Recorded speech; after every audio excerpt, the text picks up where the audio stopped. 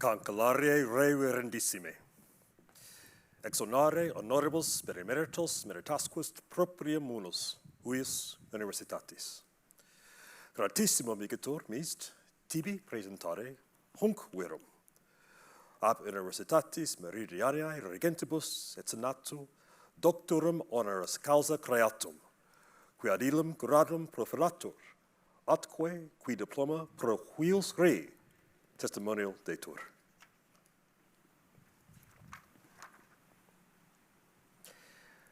Admiral James George Stavridis, United States Navy retired, is one of the most distinguished American naval officers ever to have worn the uniform.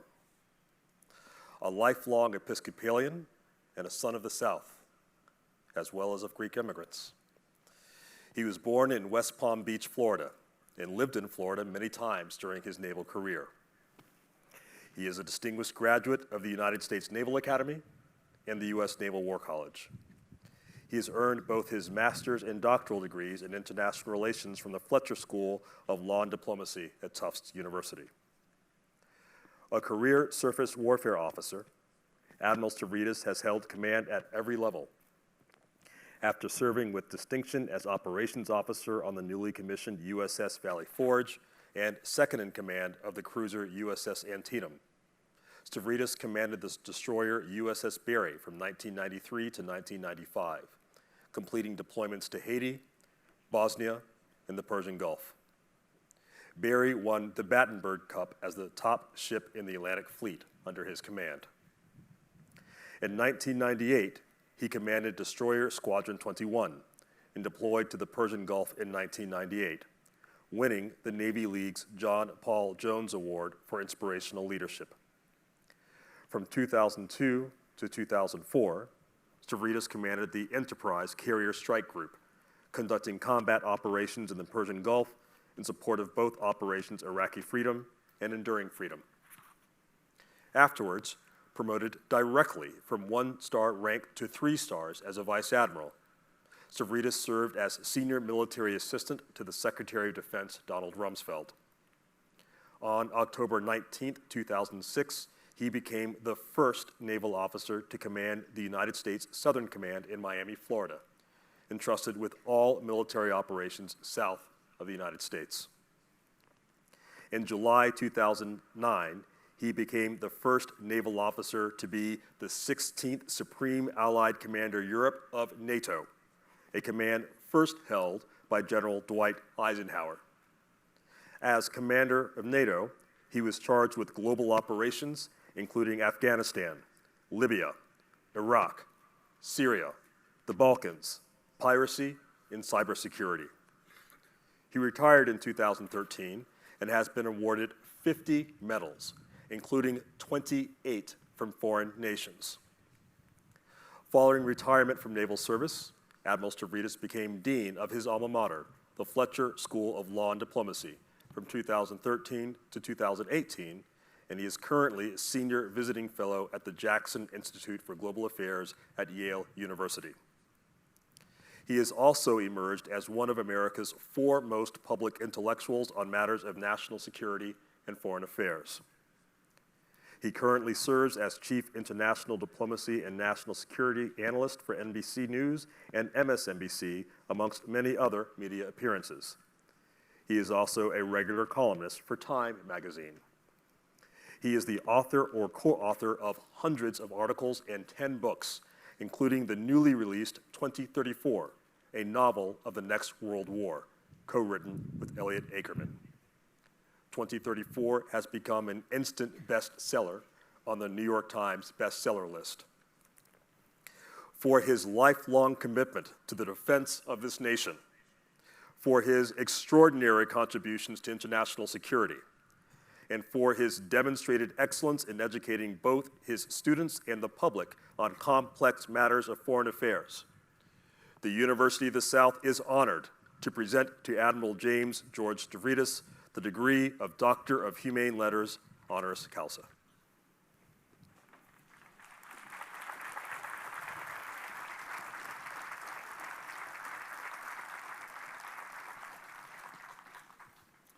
auctoritate huius universitatis mihi commissa, admitto te ad gradum doctorum in humanis litteris honoris causa, et omnia dona jura privilegia honoris dignitatis et potestatis, quae aut hic aut alibi ad istum gradum quocumque modo pertinent, do et concedo. In nomine Patri, et Filii, et Spiritus Sancti. Amen. Huius rei, hoc diploma, testimonium sit. Gratis. Thank you, my friend.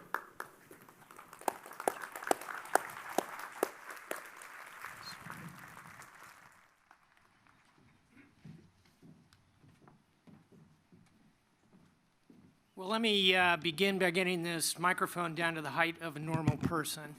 There we go. I want to begin by congratulating the many awardees and, above all, the students. Let me start with Vice Chancellor Brigady, my dear friend Ruben, fellow Annapolis graduate. It's the honor of a lifetime to be here on the mountain with all of you. You know, actually, when I was told that I was on the short list to become the speaker, I thought maybe it was a list of short people. The idea being that they could find somebody shorter than the Vice Chancellor. That mission has been accomplished. So Ruben told me that it's kind of traditional to speak for about an hour and a half in Latin. So I'm hoping everyone's comfortable. Now, I'm going to start with the most important thing I'm going to do in a very brief address. I'm going to ask this deeply historic class of 2021, stand up and turn to your parents and give them a round of applause, please. What could be more important than thanking the people who love you more than anybody on this earth?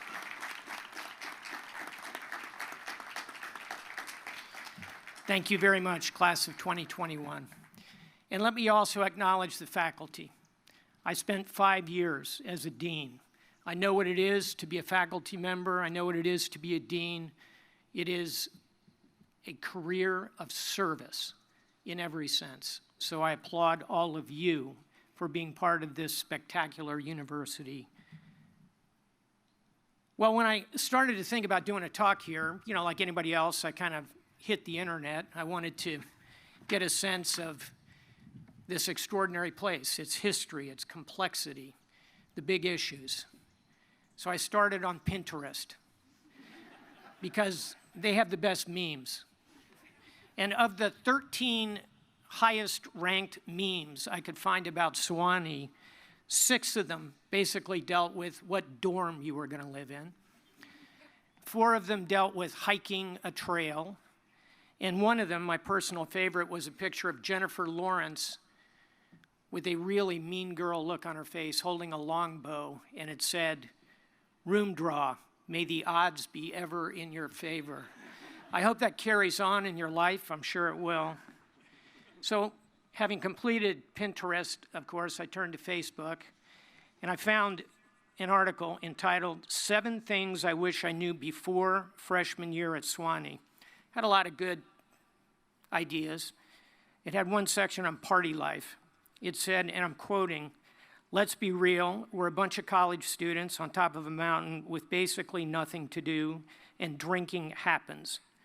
Here's the important part. Most drinking happens on Thursday through Saturday nights, but sometimes parties happen on Tuesdays and occasionally on Wednesdays. I want to congratulate you on Dry Monday. And I'll conclude with my journey through Facebook. Again, this is a quote that I really liked. Quote, "There's not any real pressure to drink, though. In fact, many students party completely sober and have just as much, if not more fun than those who drink." I'm not making that up. And I want to ask the chancellor to investigate whether administrators are posing as students on Facebook. All right, let me be serious. I've heard of Sewanee for decades through knowing many distinguished alums, John Meacham, good friend, Admiral Frank Kelso, Chief of Naval Operations, other admirals, And of course, my dear friend Mary Claire Murphy, who herself is a proud alumna and a Swanee double mom, and I want to congratulate her daughter Ginny on Phi Beta Kappa and winning the Art History Award. So I've had the connections here with Swanee, but this is my first time to come to the mountain. And it is much more beautiful, much more historic than I could have imagined. This is my first trip. It will not be my last trip. Yay, Swanee, right. So here's what I want to talk about today, and I'll do it quickly. I want to talk about choices. Both of you are valedictorians, mentioned this idea of choices. And here's the point I want to make. One is obvious. As you leave this place, you'll be faced with lots of choices. And here's the good news. Generally, you'll have time to think about them. You'll have time to think about the kind of decision process that brought you to Swanee. Good call. You'll have time to think about who you want to marry. You'll have time to think about where your career will go. You'll have time to think about when to start a family. You'll have time to ponder those decisions. But what I want to make a point to you of today, because I have faced it a few times in my life, is that occasionally a choice will come at you fast. It'll come at you suddenly, and you will be forced by the timeline in front of you to make a decision now. It could be a sudden instance that you see on a street corner. It could be a decision by a loved one's bedside in a hospital. It could be an incident in a mall. It could be being faced with a sudden choice in a relationship as an ultimatum is delivered. You may not believe it on this beautiful Saturday morning, but such choices, hard choices, are in front of you. There will be moments, no matter where you go in life, where you will have to risk it all on a fast decision. Those are the hard ones, frankly. So let me give you just 5 minutes of thoughts on how you get ready and how you make those kind of decisions. And to illustrate the proposition, I want to quickly tell you 2 stories about 2 Navy officers who faced that kind of decision and how it turned out. One is named Admiral Michelle Howard. Admiral Howard is a 4-star admiral in the U.S. Navy. She was the first African-American woman to command a warship, the first African-American woman to be a 1-star, a 2-star, a 3-star, and a 4-star. She is a spectacular leader, combat leader.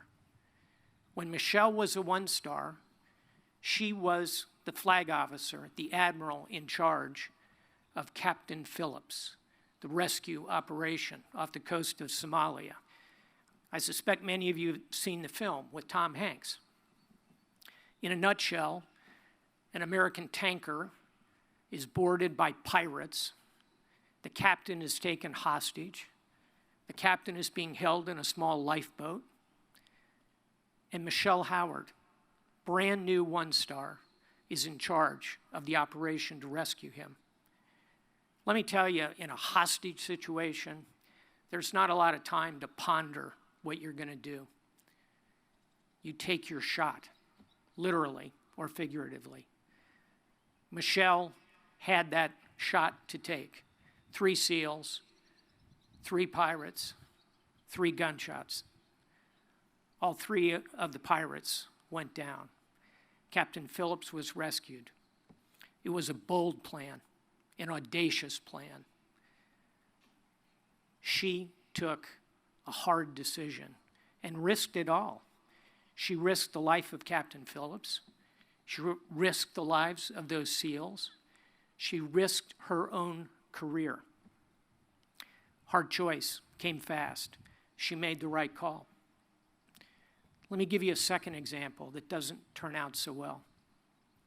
This one is quite recent. In 2019, a Navy captain named Crozier is in command of an aircraft carrier. The carrier is the Roosevelt. By 2020, as you are all beginning to experience COVID on this campus, on his aircraft carrier, 5,000 people packed into a space maybe twice the size of this football field, 5,000 people, where sailors berth together in their sleeping quarters. It's about the size of your kitchen at home. 12 sailors live in it. It is not a place where social distancing is possible. So Brett Crozier is in command of this carrier. And suddenly, COVID runs wild through the ship.